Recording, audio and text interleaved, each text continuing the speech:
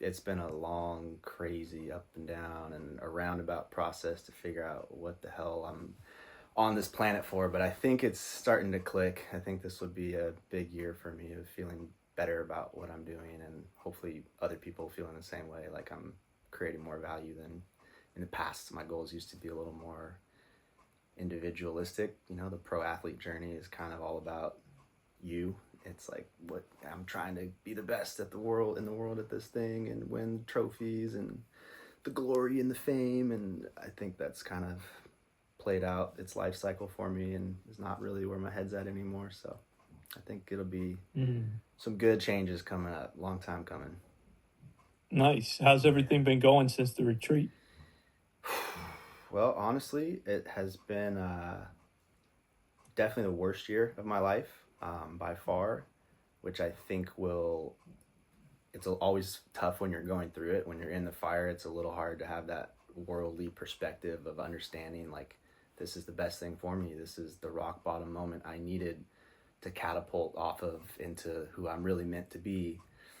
I understand that logically. I know that's exactly what's happening to me right now, just getting absolutely broken down to lower lows than I thought I'd ever see myself at, so that I can then rebuild myself and regain the confidence that comes with that type of rebirth and regrowth and a complete ego death. And I basically have lost, everything that I identified with, the girlfriend I had, the career I had as a golfer, my apartment, relationships. I mean, if I really analyze it on paper, I've lost just about everything. But I think it's because I didn't own any of those things anyway, and I was kind of falsely attaching my identity to things that weren't me. And I know why I was doing it, and I know the things that influenced me to feel like, oh, you're doing great. You've got status now, and you're an athlete now, and you've got this car now, and you live in LA, and you have these brand partners. I don't think I ever fully lost myself and turned into a total asshole, but I definitely was not as wholesome and grounded as I once was, and was starting to not like myself as much. And I think I needed some divine intervention to just kind of crack me upside the head and be like, look, this is not going to play out how you think it's going to play out. It's time to reroute and return to some of your more original values and things that you felt true for the last 20, 25 years growing up. You're losing touch with those things. You've lost the plot.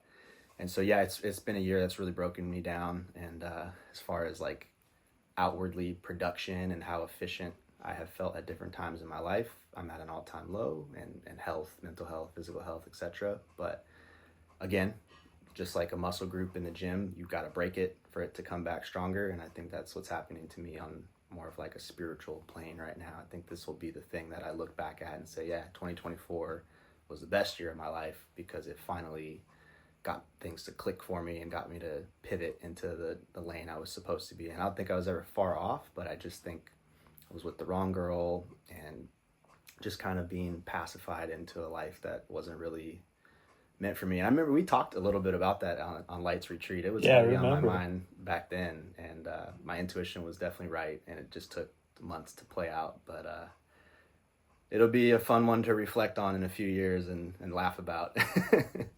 Yeah, I think even now what you're sharing, I was like thinking, even to go into a little bit of that on the For podcast, sure. because I think that, it's really relatable for people.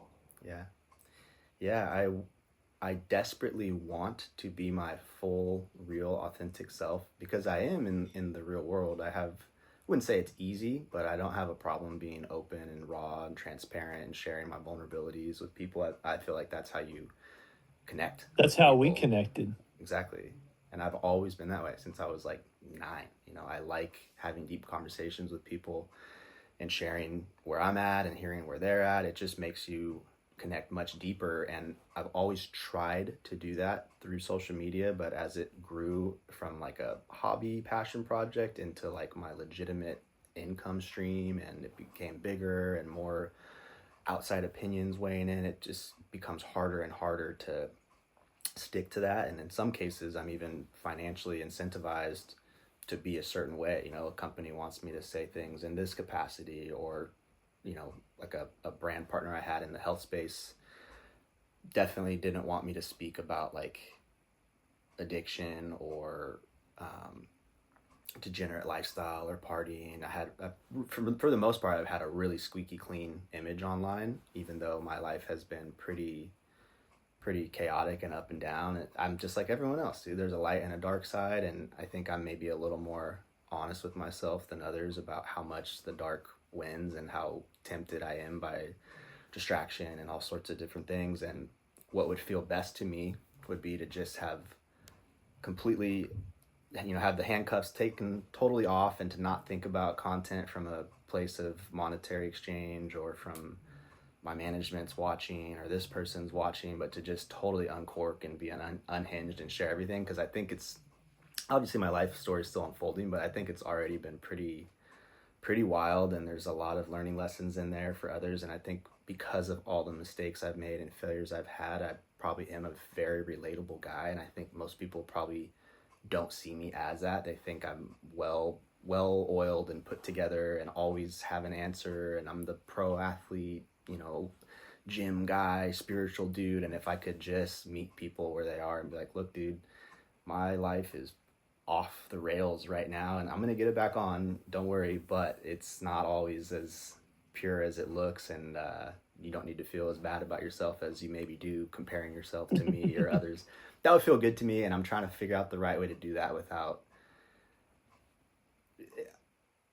potentially tanking whatever is left of my career or potentially rubbing feathers from brands or management or my family or younger people. I'm trying to learn how to be as vulnerable as I can be without oversharing. I also have a tendency to do that, a little bit of an oversharer, and sometimes it's just not necessary to open up everything for everyone. So trying to find where exactly my resting point with that is, but definitely want to push more in the lane of just being myself and not filtering it and not trying to continue to maintain this perfect pro athlete image sponsored by gyms and supplement companies and modeling gigs and this and that, but just a little more of the carnage that was 2024.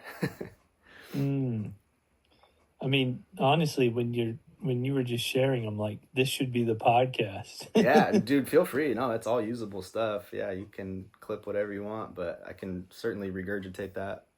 Yeah, for sure. On the No, show. I just think that, that what you just shared was real and Yeah, relatable, for and sure. I think that you talking about, just wanting to be more of your authentic self, I think is something everybody can relate to. For sure.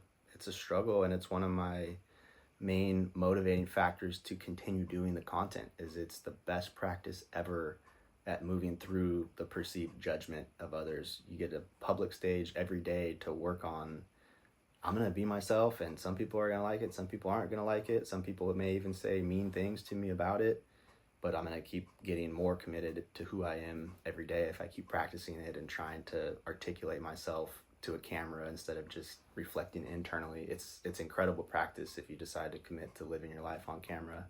And I think it's why I've continued it as long as I have, even though it's also come along with a myriad of mental health challenges, and it's brought a lot of stuff into my life that wouldn't have otherwise been there if I wasn't so addicted to my phone and content and validation, approval seeking behavior and things like that. But yeah, I guess the part of my hesitancy and being really fragile with how I tiptoe around things I do and don't put out has been, one, I never wanted to drag this ex-girlfriend, one that just didn't receive me the same way I thought I was portraying myself to her. So that was challenging, and as much as I felt so much pain the last 6 months processing that and wanted to talk about it, I didn't ever want to violate her privacy or make her feel, weird in any way. That's going to be the gravy of my story in the future. I'll be able to look back and point at 2024 and these two moments as like the things that really cracked me open and just fully humbled me and got me to kind of strip down the filter and mask and facade I was wearing and just start from scratch, the ego death and the rebirth into a new version of myself, but really just the old version before I had learned all these filters and ways to kind of protect myself from judgment and get approval from others, etc. I was actually just listening to your podcast at the gym today with Light and hearing some of your backstory and some things I didn't know. And there's a lot of similarities. And I knew when I met you, there was a ton that we related on, even without really speaking that much to each other. So I'm sure it'll be a fun relationship to watch play out over the years. I'm sure we'll spend more time together. Yeah, no, I love that. It reminds me, one of my teachers said to me the other day that until you can let other people have their own opinion about you, you can't be free. Oof. Yeah, that's good. I've struggled with that, trying So, to control people's opinion. Yeah. you want to dive into it? Yeah, man, let's do it. Let's do it. Absolutely. Okay. And I'll do the intro afterwards, so we'll Okay. just kick it right off and Cool. start the conversation and take it wherever you want to go. Sounds good, dude. Hell yeah. All right, Alex, welcome to the podcast. Thank you so much for joining me. Thank you, George. Pumped to be here, dude. Appreciate it. Yeah, really grateful to have you on the show. And, it's nice to be connecting in this way after we met last year around this time over the new year. We were both on Light Watkins meditation rounding retreat, and we just instantly connected. And I'm grateful that you made the time to come out today. Yeah, me too, man. It's crazy. That's almost 365 days ago to the day. I think maybe just 2 days shy when we initially met. Crazy Yeah, time. I'm actually leaving on Sunday to go back. Nice, dude. Yeah, have fun. I wish I could go this year, but I had a great time last year. Grateful to have met everybody and started that relationship with Light and you. That was pretty special.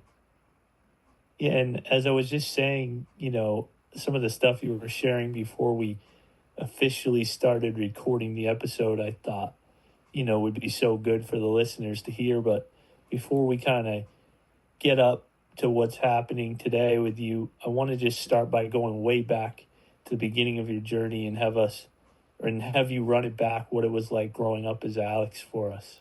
Yeah, absolutely. So, born in Southern California, I'm 33 years old now.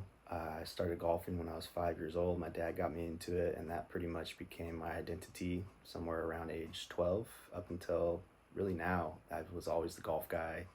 Played other sports too, but in high school I started to get much better at golf and thinking about playing in college. I wound up going to Cal Poly San Luis Obispo, which was a Division I program. I was very dead set on trying to be a D1 athlete, and I wasn't that good in high school to where I got recruited, but I did have an opportunity to try to walk on.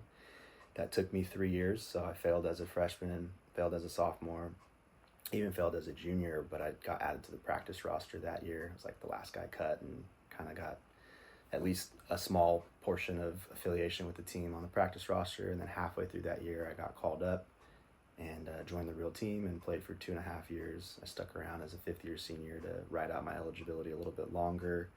And that was a really defining moment for me because it was sort of some validation that, man, if I actually just got on to a Division I program, I do have a good chance of being a professional. And that had been my dream since I was about 13. And so that kind of altered me from any traditional path of going to career fairs or having internships during the summer. I was studying business, marketing, but totally veered off the path of planning for a job after graduation and instead was planning to turn professional after graduation. Did graduate in 2014, came home to Southern California, Ventura County, and I had a bunch of conversations with local businesses and sponsors and was pretty well suited to make a run at this pro thing.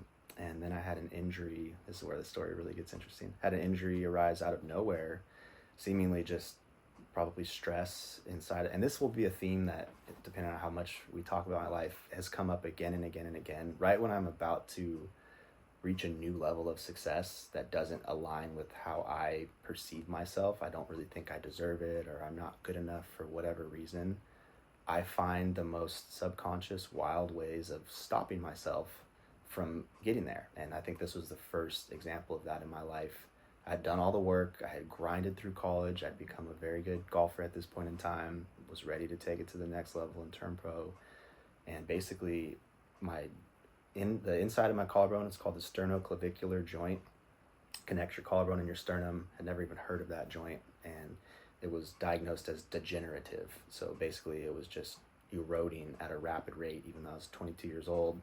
It was extremely painful, and it started a week before my first pro tournament. I was like trying to move this arm in the socket just a little bit, and it would pop and click and grind. It was like you had rocks in your shoes that were just stabbing your heel.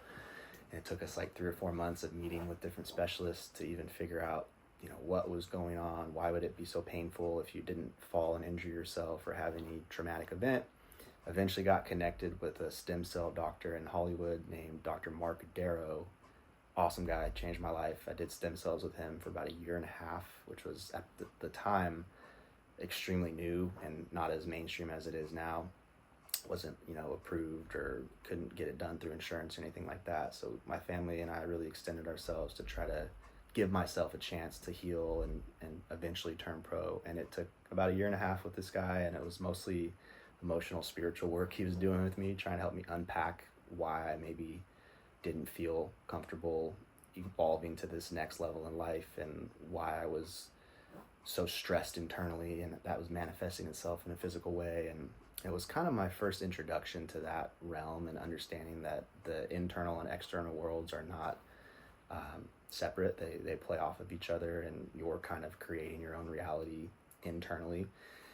And that was also my first bout with extreme depression and anxiety, and because I had no idea if I was gonna. The doctors were saying you'll never golf again, and I guess I didn't give the full backstory on why we went the stem cell route. Reconstructive surgery would have been life-threatening because of the proximity of that joint to your major arteries, like your aorta. So it's a really tight quarters that they're working in, and they're trying to wrap tendons and ligaments around the joint to tighten it up. And that process could have resulted in nicking one of your major arteries, which would lead to you bleeding out. And at a young age, they were like, we just can't justify doing a surgery like this for someone who wants to play a sport. It's not a life or death reason. So no one would do it. And stem cell was the only semi-safe route that we could go. So anyway, made it through that, and that became, chapter 1 in my book of, Alex Romo being a resilient guy, persisting through different obstacles, which I think now looking back as someone, I did wind up turning pro, and then I also started creating content over the years and turned that into my secondary career. You can call it an influencer, but I'm definitely trying to become more of an online educator, thought leader, have some real helpful value, hopefully, in the content, and not just purely entertainment. Nothing wrong with that, and sometimes they can help one another, but I'm trying to evolve from just being an entertaining guy to also having some substance. And I think anyway, it's been about 10 years have passed from that moment I was describing in 2014 until now, so there's a lot to unpack during that time frame. But I more or less dived into the spiritual realm because of that experience, and then many other things challenged me over the last 10 years as well. But we're at a point now where I did have about an 8-year-long career as a pro. I also was working side jobs, worked as a caterer, as a caddy at a golf course. I've done junk hauling and moving for friends. Worked at golf course pro shops and maintenance crews. And then the social media became kind of my savior in terms of something that I could do on the road, on my phone, and earning an income rather than having to be geographically tied to a particular restaurant or a particular golf course that would prevent me from traveling and playing tournaments and doing the things I needed to do to advance my golf career. And that probably started in 2016, but it really gained traction in 2020 during COVID, when everyone was kind of just sitting on their phones for a couple months wondering if the world was going to keep spinning or not. That was sort of my opportunity to insert myself on TikTok, and at the time it was a platform that was seeing massive growth for people that had seemingly never been discovered anywhere else on Instagram or YouTube. And so I was a part of that rise in 2020, gained my first 1 million followers there, and parlayed that into some decent Instagram and YouTube following as well. And then over time that turned into some brand partnerships related to both golf, and then also sort of branding myself as a health and wellness guy. I was always interested in working out, big weightlifter, and cared about nutrition, and then started diving into meditation, spirituality, breath work. And that all became a part of my life, and therefore a part of my content, because the content was always just me documenting my life and whatever I was interested in at that point in time. And initially it was to get better at golf, and then over the years it kind of morphed into a totally separate interest, where even if I wasn't golfing, I would still be obsessed with this pursuit of becoming the best I could be, physically, mentally, spiritually, and just trying to squeeze every ounce of juice out of life that I could.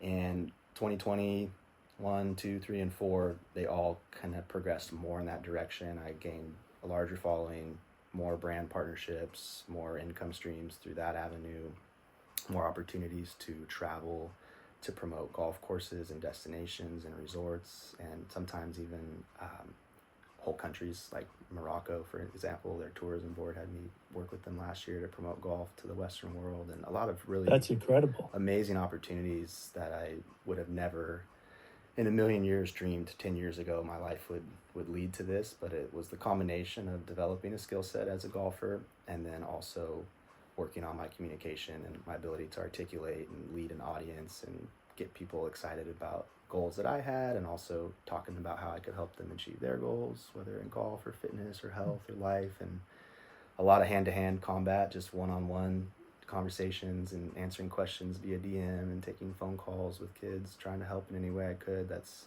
hasn't been quick and hasn't been pretty, but little by little it's led me to the position where in 2024 more or less decided to hang up the clubs and not compete anymore, at least not anytime soon. I would never say never, because golf is a sport that even at 40 or 50 you can still be very competitive, so it's probably always going to be a part of me, and that competitive drive will probably always be there. But for right now, I think I can make a much bigger impact in the world and also feel better about myself, more fulfilled and more aligned with my purpose if I start packaging everything I've learned over the last 15 years, both as an athlete and just a human trying to navigate life. If I can start to create more step-by-step guides, courses, one-to-one mentorship and coaching and group coaching, things like that, I've been moving that way for the last 1 to 2 years, but so inundated with traveling and competing and still fulfilling brand partnerships and other content, hard to focus very much on that and be very helpful or valuable to guys. So I think removing the competitive athlete part of my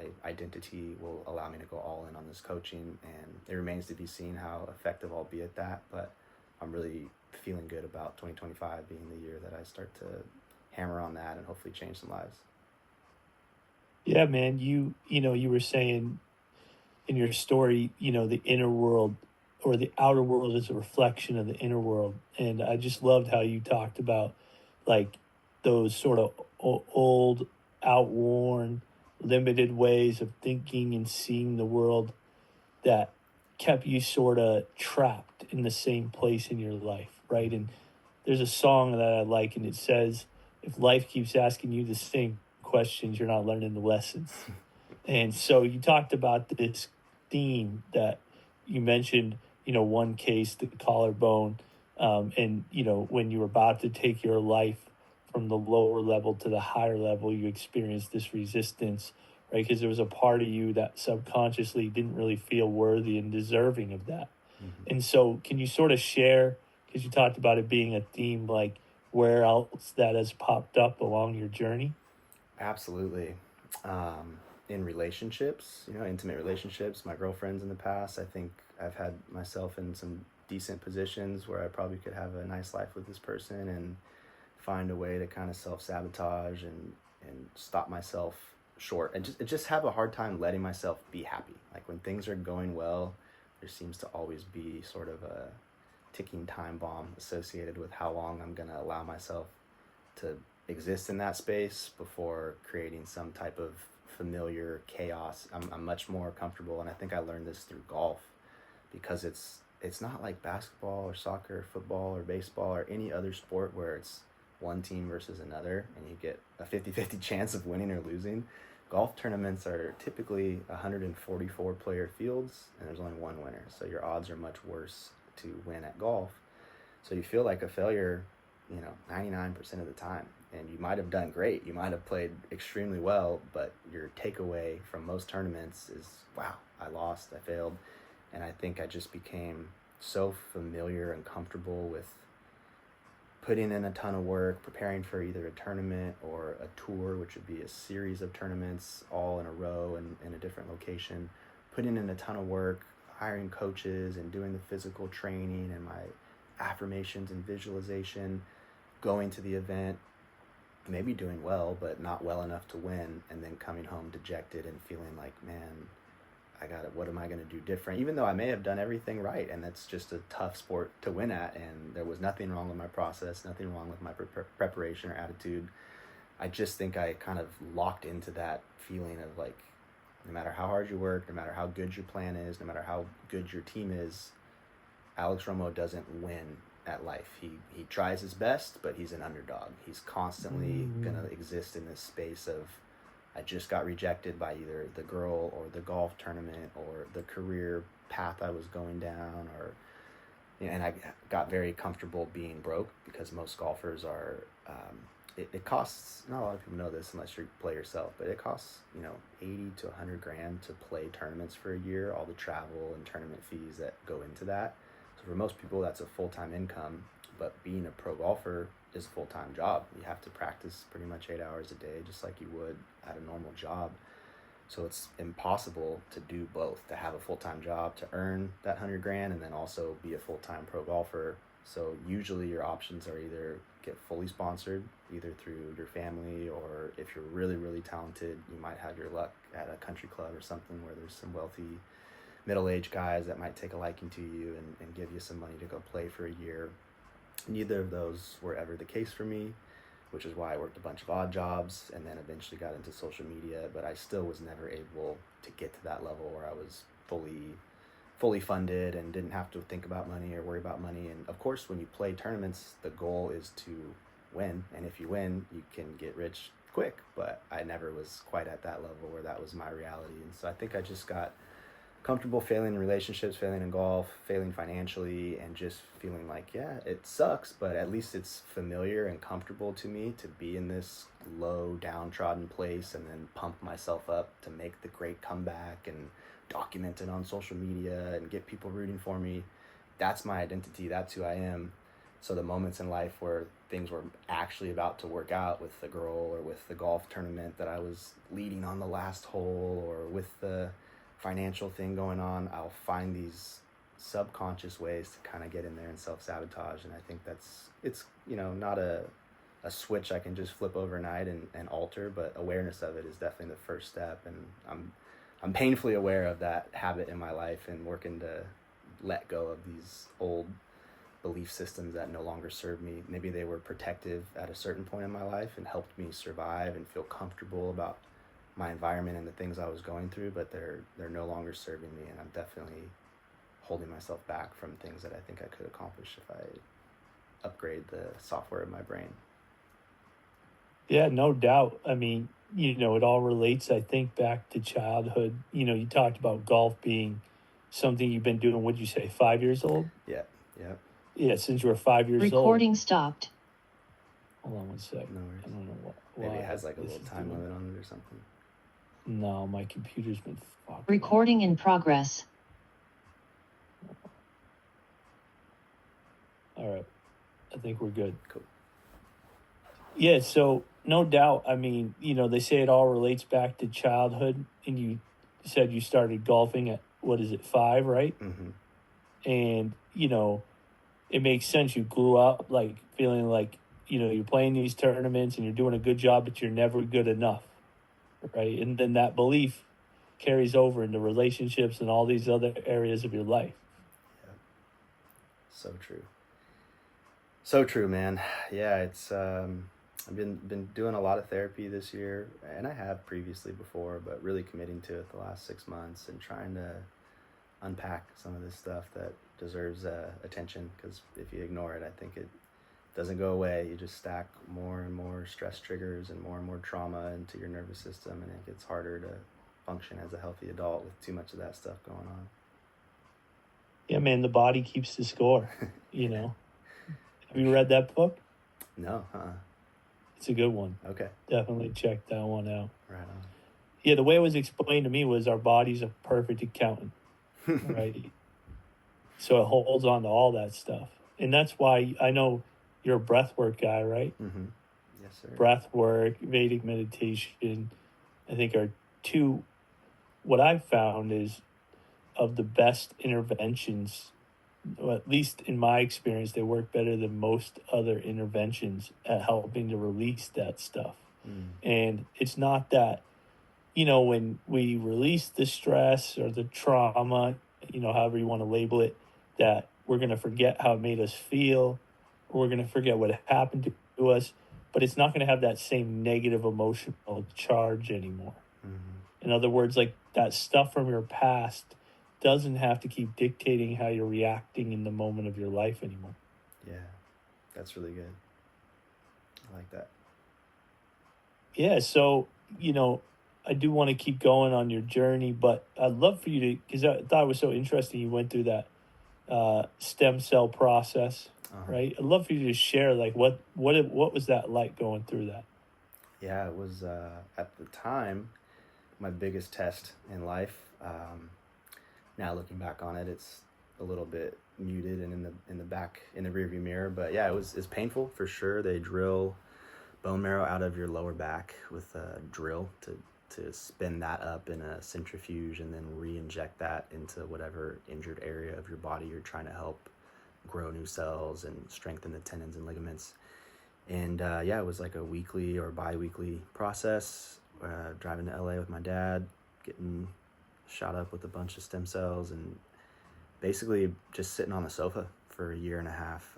In the beginning, I was working as a caterer at a local restaurant, and then throughout the process, and I wasn't working out, I wasn't golfing, doctor's orders, and then at a certain point, he even said, I want you to quit your job. Like, I'm not going to continue doing this treatment with you unless you quit, because it involved a lot of carrying big bags of chicken and tri-tip. It was a super physical job to prepare these weddings and parties for people. And so I did. And yeah, so I basically just sat on the sofa, watched golf videos. And actually, this is kind of where my social media interest grew, was me sitting there reviewing my college videos and pictures and stuff, and just starting a little bit on Instagram to post, throwback things from a year ago when I was healthy. Twofold. One, just reaffirming to myself, like, you will be healthy again one day. You will swing a golf club again one day. Keep watching yourself doing this and getting your brain to lock that in, that you are an athlete. You will be able to swing this golf club again. And then secondarily, I think I was already starting to see some people work with brands and get little sponsorships, and that was actually my thesis as a senior at Cal Poly, was creating a website to market myself, to try to have my first round of sponsors as a pro golfer. So I was starting to take that to the next level and kind of crowdsource on social media, just seeing if I could be productive with my time at home, and so yeah, I entertained myself the best way I could and tried to stay positive, and had a ton of family support. And eventually, when I got through that, a really cool story is that I won my first tournament within like a month. Not just a month of getting back to tournaments, but a month of golfing period, after like 18 months or something like that off. Pretty much immediately signed up for a tournament, had no business playing it because of being so like underprepared. Most golfers complain about taking like 3 days off, feeling like they lose their touch, myself included. It's a sport that's very refined, and it's not easy to keep all the facets of the game in check unless you practice every day. So to take that much time off, you're usually pretty out of sorts, and I definitely was. But the sheer gratitude that I had for being able to move my body again, after being told for so long by so many people that it just probably wasn't in the cards for me, I just was overjoyed and excited. And to be back out there with friends and competing against, guys that I had respect for and thought were great athletes, it really pumped up my self-confidence, and I was operating from a place of joy. And most golfers are usually operating from a place of anxiety and expectation. You practice a lot and you think you're really good, and you go into tournaments expecting to win or expecting to beat this guy that you're better than from the rankings. And I just think after a year and a half away, I kind of lost all of that rhetoric and was just like a pure kid again, enjoying movement and athleticism. And yeah, was able to win a professional tournament within that first month, which was just insane. And I wasn't able to keep that going. I think that the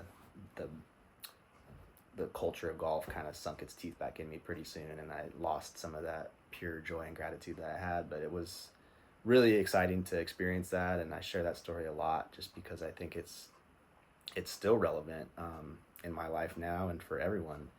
You usually perform, whatever the thing is, a relationship, work, a sport, the gym.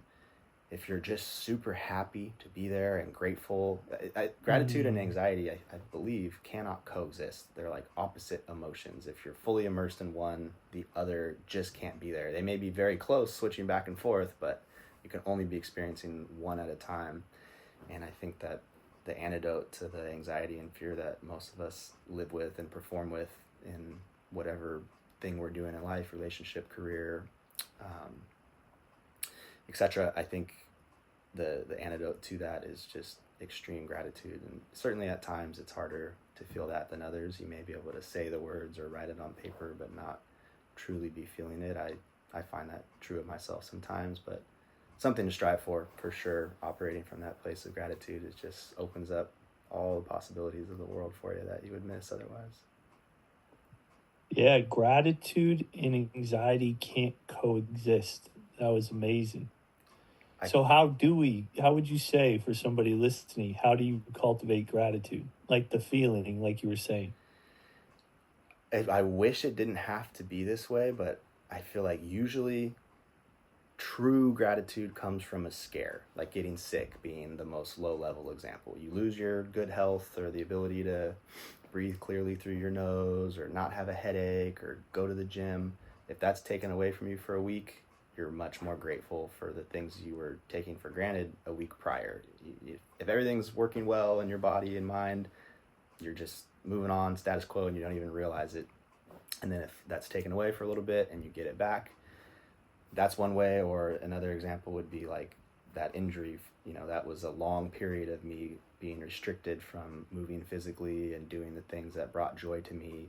And when I was given that back, I was truly grateful. Now, ideally, we wouldn't wait for these aha moments from the universe to smack us upside the head and take something away. Ideally, we would just check ourselves on a daily or a weekly basis and be like, look, I have so much, no matter where you are. Obviously, we're all in different places in life in terms of resources we have and our health, but there's always somebody with it worse than you. And I think if you can just have that perspective that, chances are if you're listening to this podcast, you probably have it better than you think you have it. And if you can just, sometimes not because it's fun, but just because it's a good mental practice. Sometimes I watch videos of, and news about some of the worst places in the world, just really impoverished areas or war-torn areas, and just try to remind myself, like, look, dude, whatever you think sucks in your life right now, it doesn't. It really doesn't. Like, you have no idea how much you won the lottery just living in America, first and foremost, and being free and having all 5 of your senses work. And it's really not hard when you start to compare your life to others and just frame it accurately and get out of your own little internal world of anxiety and fear and worry about what's not going well right now. I get it. I'm not diminishing anyone's problems, but it is truly so insignificant in comparison to what a lot of people struggle with. Yeah, I remember one of my teachers was saying, when you experience something like anxiety, it's good to have like an anchor point. And so she had us all like choose something that we could come back to, right? To get out of the anxiety if we noticed, that our mind had drifted there. And my thing that I came up with in her program was gratitude. Because for me, like being in recovery, it's like my biggest problems today are nothing compared to the problems that I had when I was shooting heroin. Yeah. And so, it was so easy for me, that anchor point, to get me out of gratitude. To get me out of anxiety, right? And to bring me back to that feeling tone of gratitude, because all I had to do was remind myself that, like my life used to be so bad. Like there was a time where the worst problems I have today, like I would have prayed to have these be my worst problems. Yeah. And so that always got me out of the anxiety. Yeah, I think that's really good, man. I love that. It's just all perspective. Whatever our perspective is in any given moment, frames our reality, but it's crazy how much it can change over time. The more we learn and the more we realize just how good we have it, even when we may think we don't. Yeah, and you talk a lot, just, you were saying gratitude, but just about the infinite power of the mind and the body and the importance of just daily training, whether that's physical, mental, emotional training.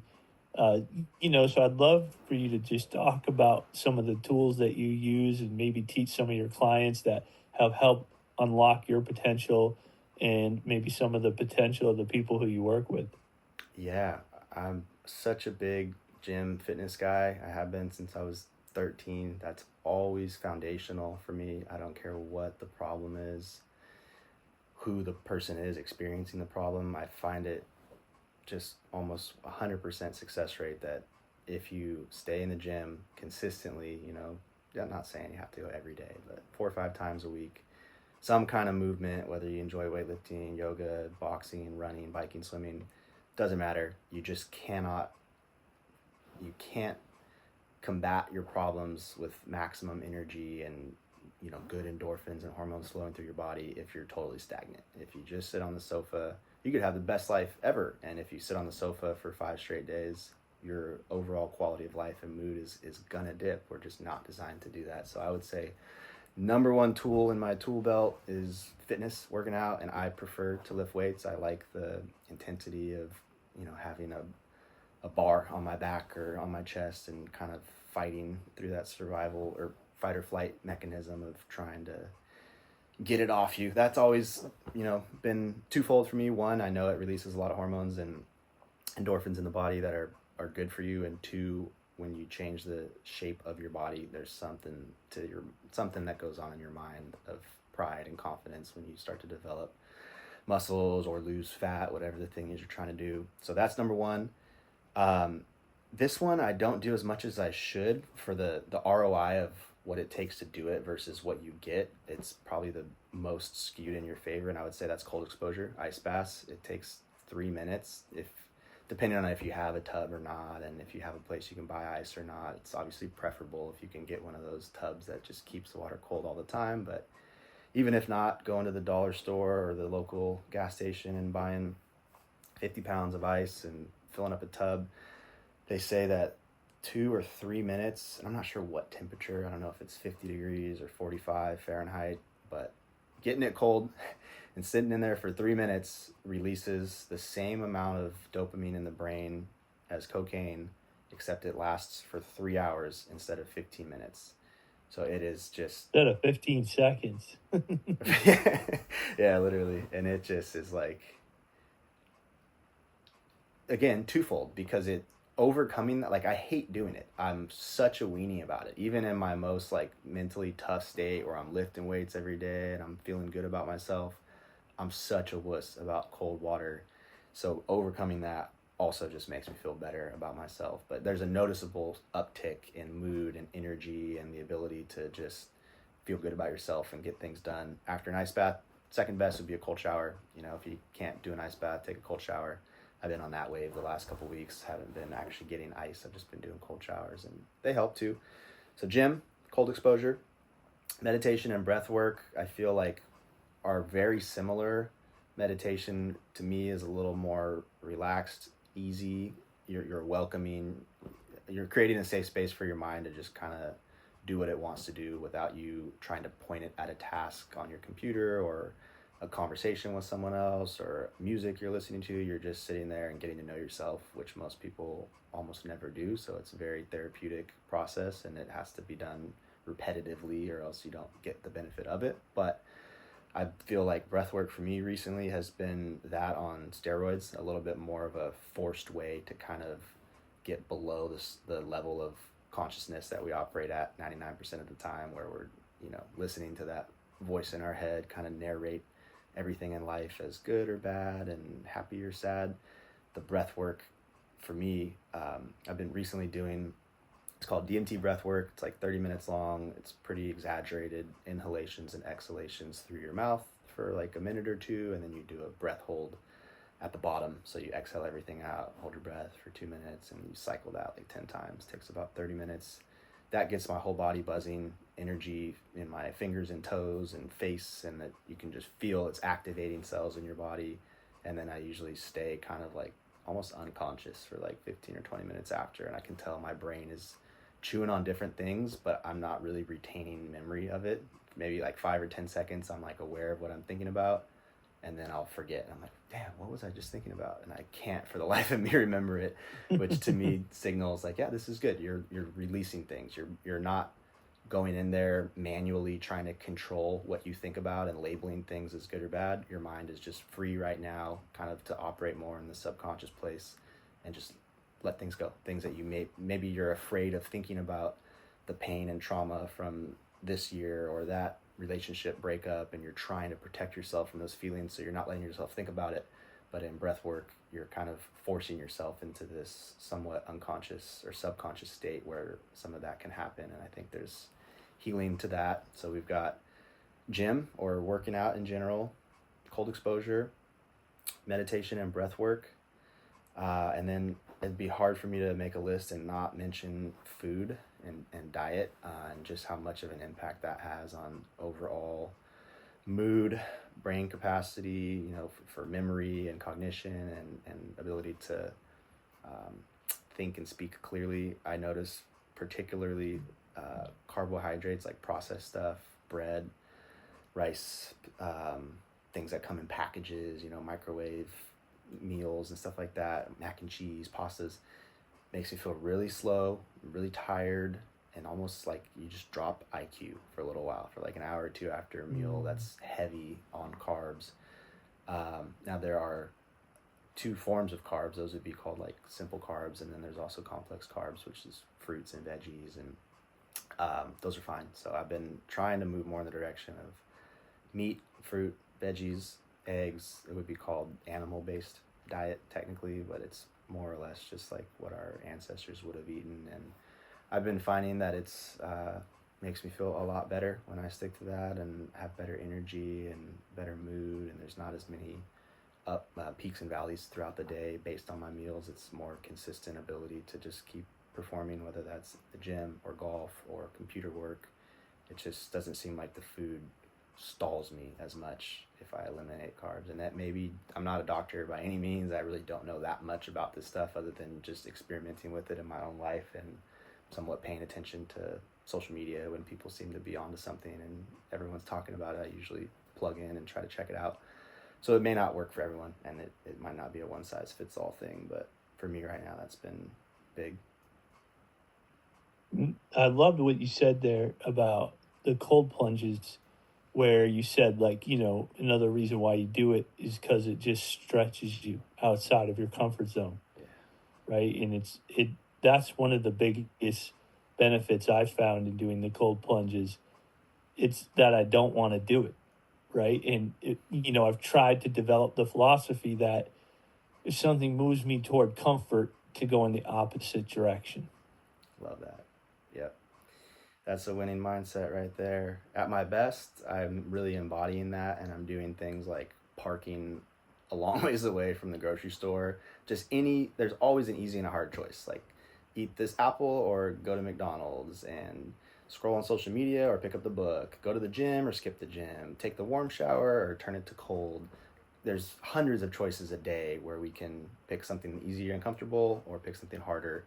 And you don't have to get 100% success rate, but the more times you can, because it's a voice in your head, like you can feel it. And the cold water is a really good example where every single morning I start squirming. There's like something in my brain going like, it's too early, or you don't have enough time, or you need to, the water should be warm so you can clean yourself better today, or just whatever the excuse is, my brain will just start throwing them out there.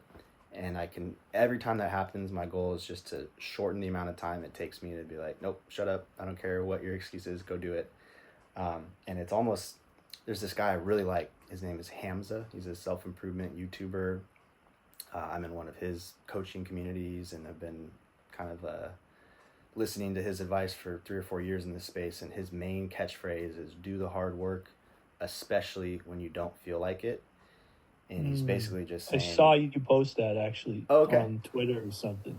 heck yeah. Yeah, I don't remember when I did that, but I've been such a big believer in his philosophies, and it's true. It's almost like a video game. Like, get excited when your brain starts telling you it doesn't want to do something, so long as it's a positive thing. Obviously, we're talking about healthy habits and things that are going to improve your life and relationships and career. Anytime it's in that realm and you start to feel yourself not want to do it, or it's cold in bed and you don't want to get out of bed, or you don't want to get up yet because you're tired, those are all your moments to recognize, okay, everyone else in the world is feeling that too. Humans are all relatively the same in terms of our desire for comfort and our avoidance of pain. So everyone else is feeling that too. And life, whether you want to admit it or not, is kind of a competition. We're all competing for resources and relationships and opportunities. So if you want to compete and you want to have the best experience in life possible, you got to gain experience points in those moments where your life is giving you an opportunity to pick something easy or hard. And if you pick the easy route, you're not going to get ahead of anyone. If you pick the hard route, you're going to get fractionally ahead of where you were yesterday, when that wasn't as easy of a choice for you to make. And it compounds over time. You build up a little bit more of a momentum when you've taken 10 cold showers in a row and you're expecting your mind to kind of try to weasel out, and you're already 10 days deep into shutting that down. So I love that line, though. Do the hard work, especially when you don't feel like it, and almost start like laughing to yourself when you can hear yourself start to freak out about not wanting to get out of bed or whatever the thing is. Just be like, hell yeah, like there's a chance to gain a little bit more mental toughness points or mental override capability. Yeah, I think that's one of the biggest benefits of our Vedic meditation practice is it helps me to discover that one choice in each moment that's going to force me to get out of my comfort zone, right? Because there, like you said, there might be 100 choices available to us, right? And 99 of them are going to keep us in our comfort zone, but one's going to get us out, right? And I think meditation just makes it a little bit easier to know what that one choice is and to make that choice. I love that. Yeah, I've certainly not been as consistent with meditation as I would like to.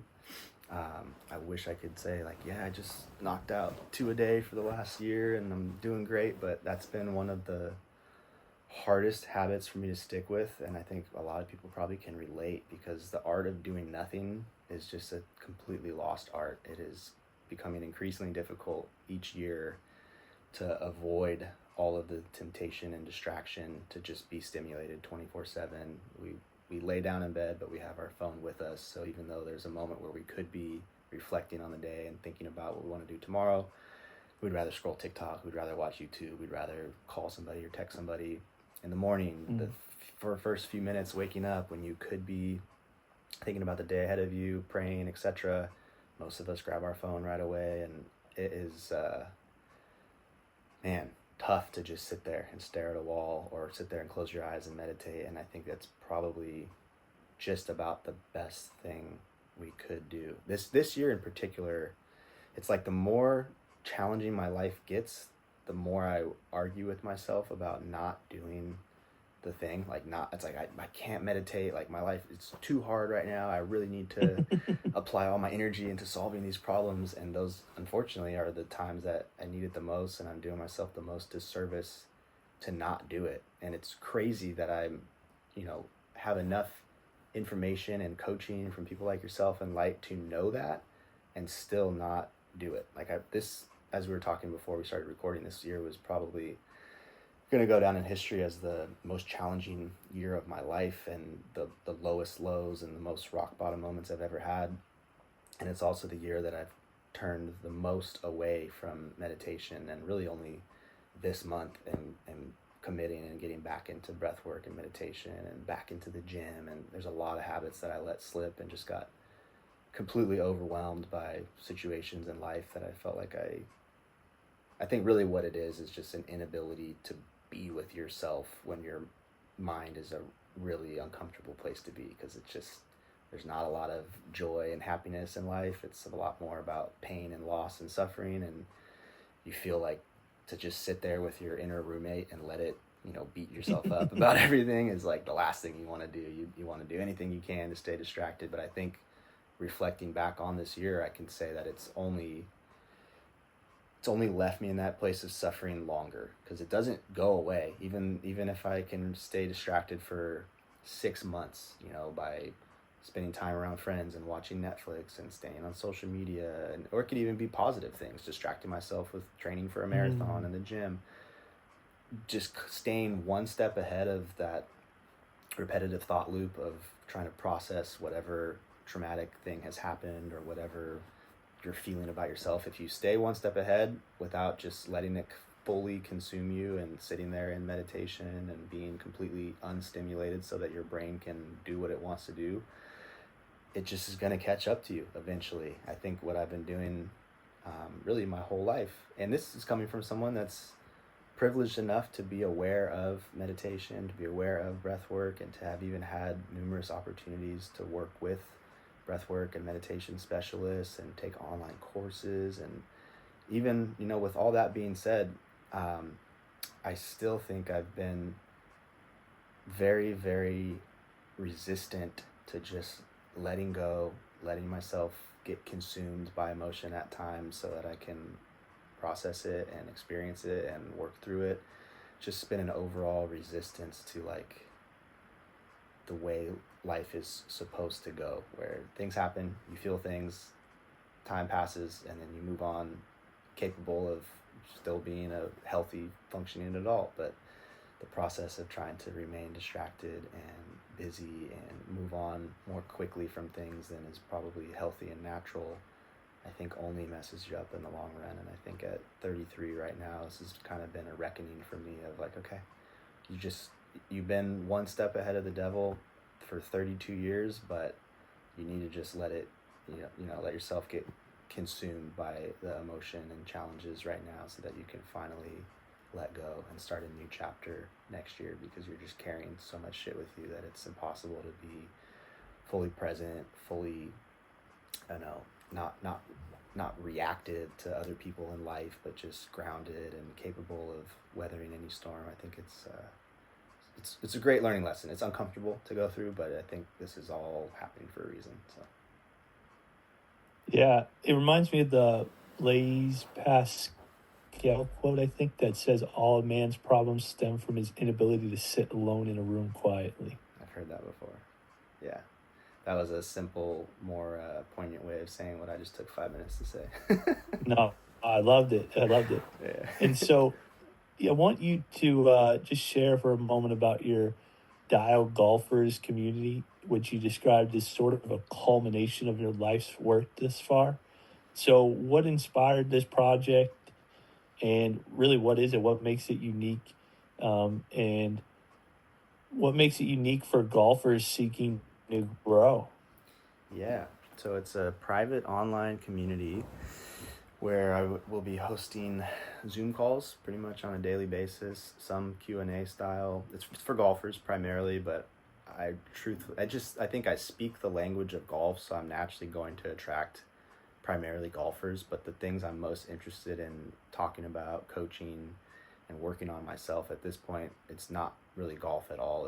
It's meditation, breathwork, cold exposure, spiritual development, progression, learning, more and more about myself and energy and life, and just trying to become a more connected human, a more impactful human, seeking fulfillment and my own purpose, stuff like that, which I think if you're a human, there's got to be some level of interest in improving your experience of life. So I think it's maybe going to start as a very golf specific thing, and over time maybe it will open up to just be more of a general self-improvement community, that whether you happen to golf or you happen to be a weightlifter or you don't do any of that and you're just interested in learning how to live a better life, I think it will have a wide reaching audience. But to start out, the customer avatar is fairly narrow. It's for golfers that are interested in improving their game, not through traditional metrics. I'm not going to be a swing coach for guys and talk to them about the position of the club in their backswing and things like that.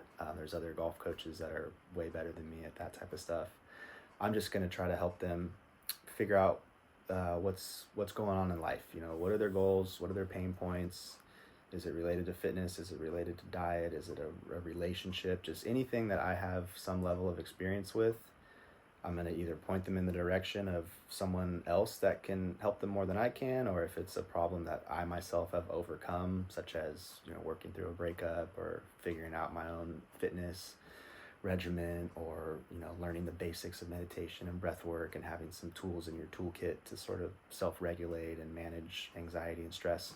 I'm going to just try to be as wide reaching of a resource as I can. And so the way it started has just been promotion on my social media, and got about 50 guys in there in the first couple of days that I advertised it to this separate school website. And again, that'll be Zoom calls with a group where I'm either lecturing on a subject or bringing in guest lecturers, even someone like yourself that's way more knowledgeable than I am about Vedic meditation, or someone that understands breath work, or personal trainers or nutritionists. I'm going to leverage the fact that on my own journey the last 15 to 20 years, both as an athlete and then also creating content and being able to sort of broadcast my message and attract other like-minded people, it's not the biggest network in the world, but it's something. There's a lot of really knowledgeable, experienced people in these different realms that I think I can be a touch point for people in my community that may not otherwise be able to reach out to Light Watkins. They may not otherwise be able to reach out to some of the professional golfers I know, or other golf instructors. And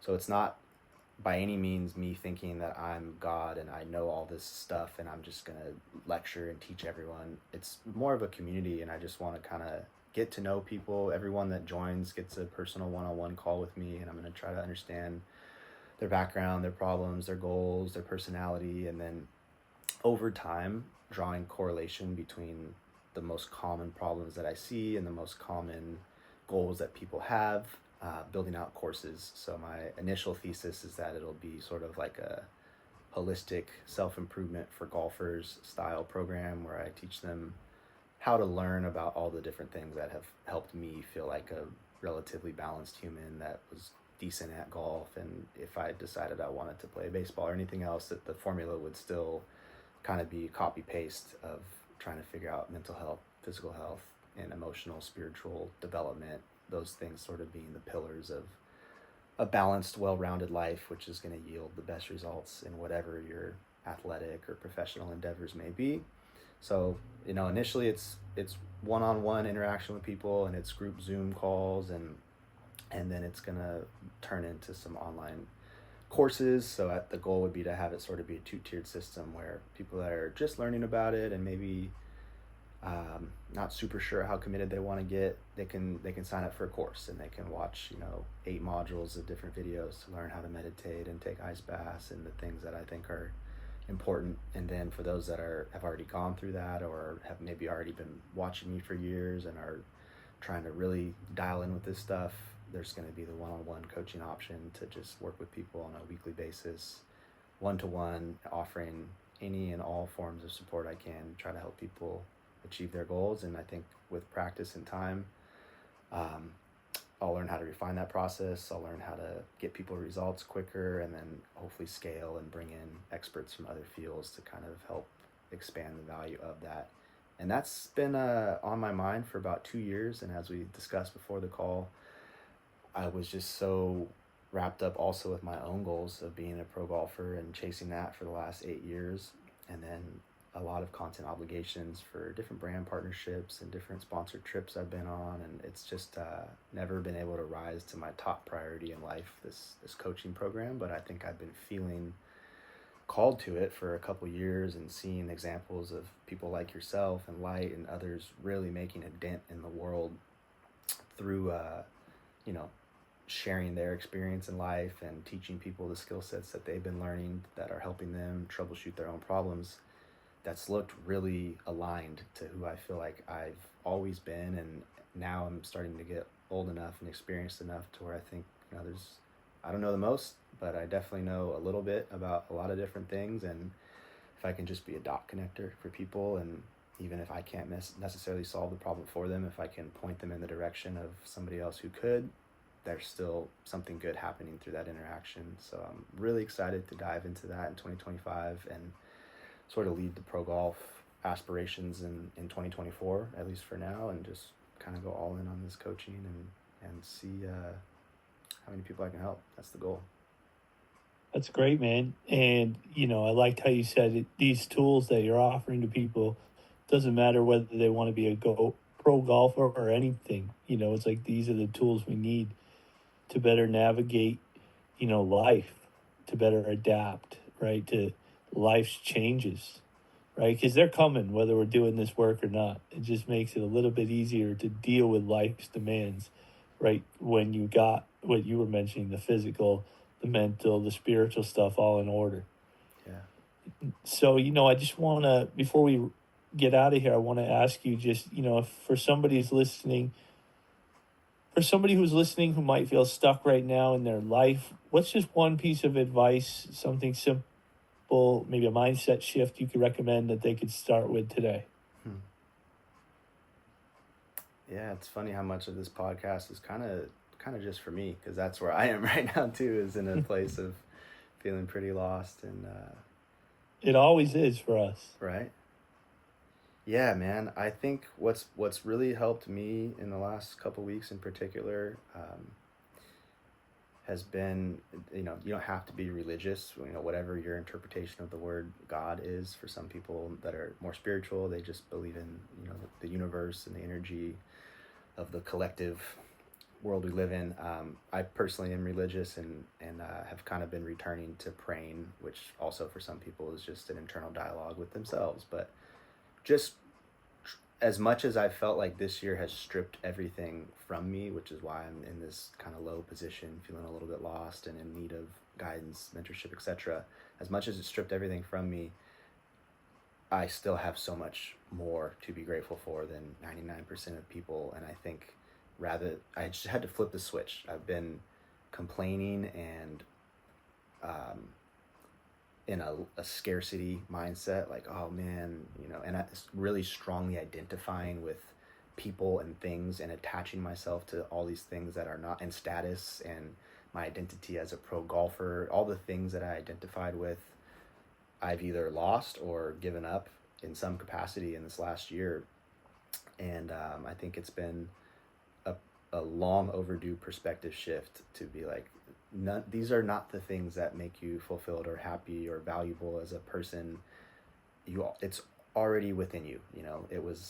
You were born with it. You were born with intrinsic value, and you are so blessed and lucky to have a mother and a father, to have friends, to have a home, to have food, to have clothing, just taking it back to basics and being grateful. And for me, that's been through prayer. But again, it doesn't have to be that way for other people.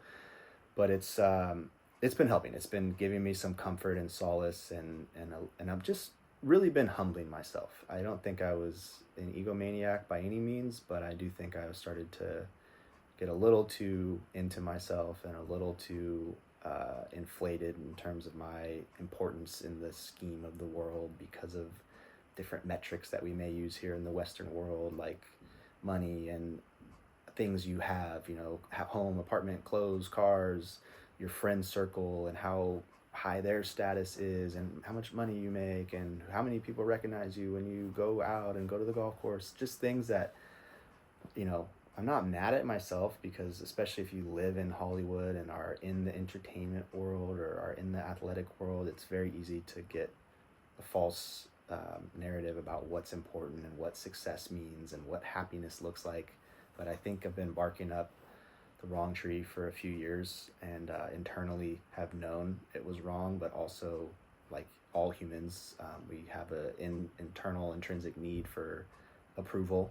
It's almost like a survival mechanism if you take it back to like tribal days, where if you're not accepted and approved by your tribe, you would be an outcast and you would be alone to hunt and gather and face the lions by yourself. So it's like you kind of need to try to relate to the people that are in your environment and seek acceptance and validation at some level. So I'm not mad at myself for it. And obviously social media is like gasoline on that DNA we have as humans, and it just can turn you into a validation seeking monster if you let it. So I'm not dragging myself and saying that I've turned into a horrible person by any means, but I do think I sort of just lost the plot in terms of who I am and what's relevant in life, and a return. And I think that's what's left me feeling so lost and empty, and a return to the basics of just gratitude for what I already have, and not being so attached to so many things and people that I simply cannot control is making me feel day by day more whole, and I'm feeling some comfort and solace in that. Yeah, you know, first of all, thank you. That was beautiful.